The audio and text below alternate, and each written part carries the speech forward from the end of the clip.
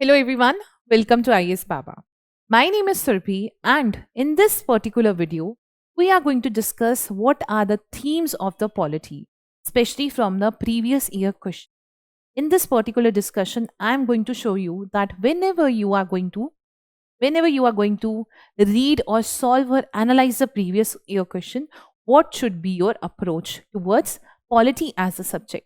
Because in polity, most of the syllabus is static part, and there are generally not so much of contemporary affairs. So PYQ become a very important source for you to understand, for you to forecast that how the UPSC is going to frame the questions, right? So let's start the discussion. See, first thing first, that how PYQ or previous year question that is coming from polity as a part, how they can help you to boost your marks. The first thing that you should be doing to boost your marks is to analyze the option or to know about the option. For example, there are four options that have been designed by the examiner. One is correct, but whenever you are going to solve the polity previous year question, you should be knowing the correct answer of the leftover three option. That why these three particular statement or these three options are incorrect, right?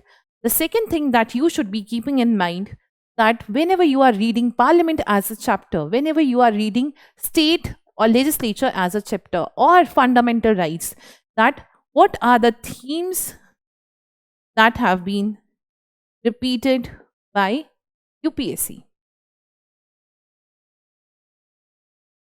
See, in the part one of this particular discussion, I already told you that UPSC is again and again repeating some of the questions in the polity part. So you should be having a strong hold on these themes, right? So in my PEP classes, I'm going to tell you in detail that what are the themes that have been repeated by the UPSC, especially in the polity subject, right? The third thing is repetition of same question, right? So previous 10-year question you should be having on tips, that why the UPSC has asked that particular question in that particular year, so as to better understand the contemporary affairs related to polity as a subject, right?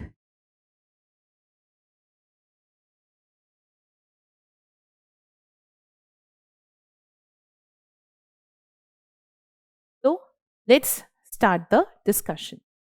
In 2024, UPSC asked the question related to language. The question read like, the Constitution 71st Amendment Act 1992 amends the 8th schedule to the Constitution to include which of the following languages, be it Konkani, Manipuri, Nepali, or Maithili, right?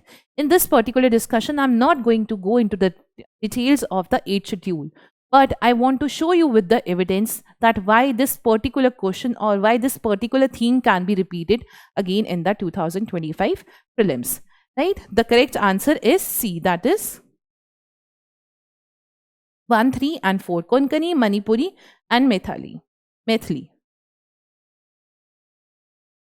Again, the question came in 2014 regarding the languages. The same theme has been repeated. That consider the following languages: Gujarati, Kannada, and Telugu. Which of the above have been declared as the classical languages of the by the government?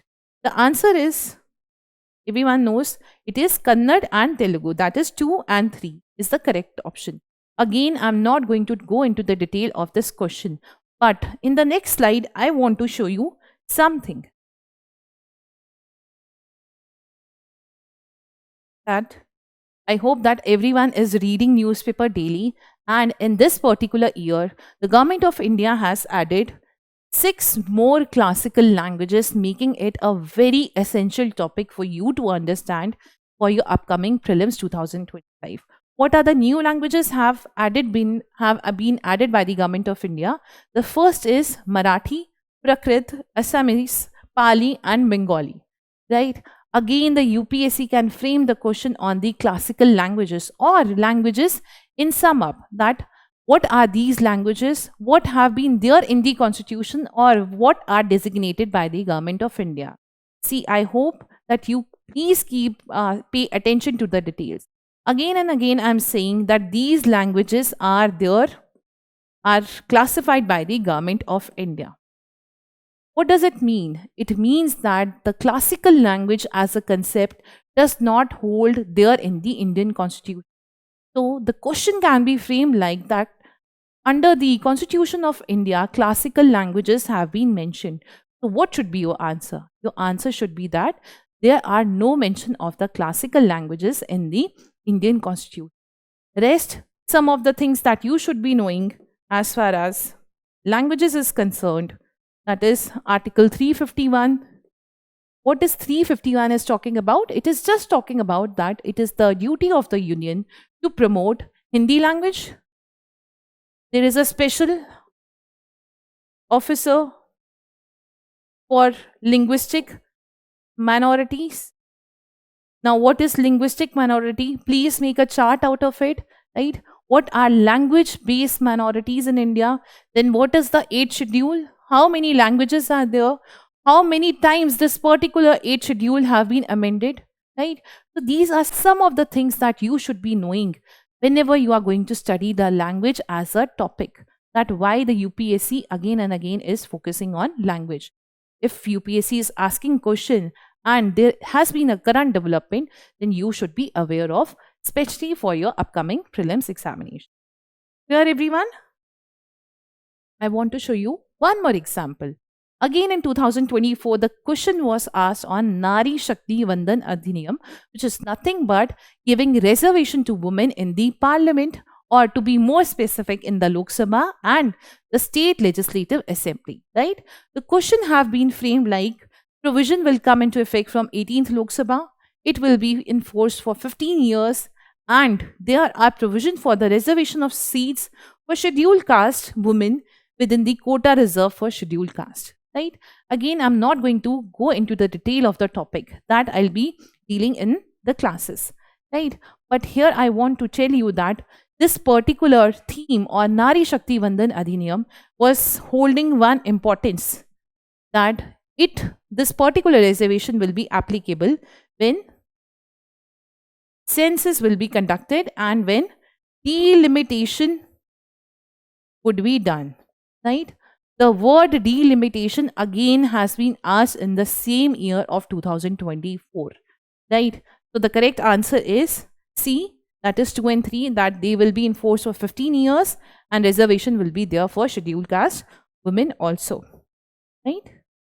Now, the delimitation question that has been asked by the UPSC is, how many times the Delimitation Commission have been constituted by the Government of India till December 2020? Yes, I agree that this particular question was more of a fact base. But see, you need to understand that from a one topic, many a time you are going to find in your examination that from one particular topic, 2 or 3 questions have been asked by the examiner. So the answer of this particular question is 4, right? That is 1952, 63, 73 and 2002. So I just want to tell you one thing, that Delimitation Commission is actually a very important commission constituted by the president, right? And this particular commission cannot be questioned in the court of law. So that is why again and again I'm emphasizing that please read in detail about Delimitation Commission.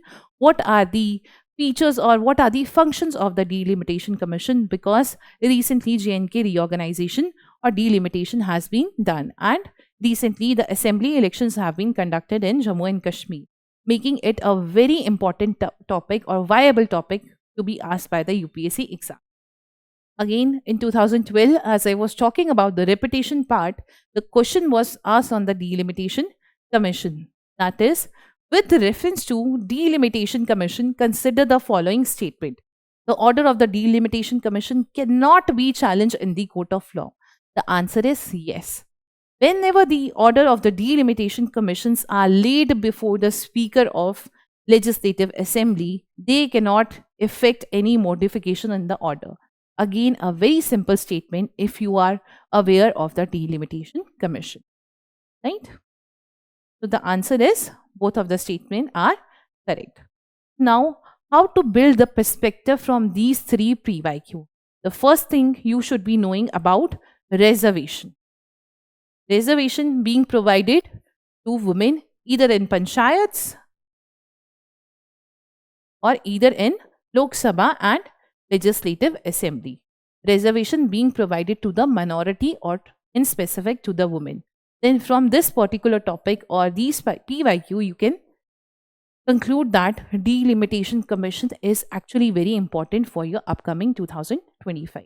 So these are the two perspectives that you can draw by solving these three previous year questions. Clear, everyone? Now, again, the question of 2024 was related to scheduled tribe, again a minority. The question read like that it is the governor of the state who recognizes and declare any community of that state as a scheduled tribe. This particular statement is right. A community declared as a scheduled tribe in a state need not to be so in another state, right? So again, I'm not going to detail of this particular part, but we can draw that recently Hatis of the Himachal Pradesh has recently got the ST status. Everyone is aware about the scheduled tribe or minority issue in the Manipur, making scheduled tribe or fifth schedule areas a very important topic, or sixth schedule areas a very important topic for your prelims 2025. Here, again in 2022, the question have been like if a particular area is brought under the fifth schedule of the Constitution of India, which one of the following statement best reflect the consequence of it? The answer is A. Again, in the first part of this particular video, I told you that you should be aware that why the other statement should be wrong, why they are wrong, what is the basic premise of the other three options. So you should be knowing some of the basic about the other options which have been given incorrect by the examiner. Clear, everyone? So what perspective we can draw from this particular scheduled tribe part? Again, I have provided one more question that was asked in 2019, making the theme of scheduled tribe or minority in India very important. The question was like, as per the recent amendment to the Indian Forest Act, forest dwellers have the right to fell the bamboo grown in the forest area. As per the Scheduled Tribes and other traditional forest dwellers recognition of the Forest Right Act, bamboo is a minor forest produce. And there is another statement, that is third state. You can read it by yourself. I'm not going to go into the detail. But I just want to tell you the importance of the themes in the polity, because UPSC or the examiners in the UPSC are again and again repeating some of the themes in the polity as the subject. Right? I hope that everyone is clear. The answer of this particular question is B. So what we can draw from these three PYQs focusing on the minority. First thing, you should be knowing what are the recent tribes that have been granted the ST status. What are the various schedules there in the constitution related to scheduled tribes? The first schedule is 5th schedule and 6th schedule, right? You should be knowing in detail or in depth of these particular schedule. Then what are the various authorities or commissions established for ST or minorities in India? That is National Commission for Scheduled. And along with that, whether it is a constitutional or non-constitutional post, right? Please answer me in the comment section that whether NCST is a constitutional body. If yes, then under which year it was made as a constitution. Please write me in the comment section.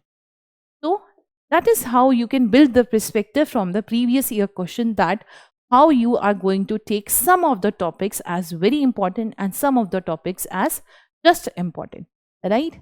So I hope that you are able to understand that in PEP classes how we are going to approach the previous year question, right? So thank you so much for watching the video, and I'll see you in the next class.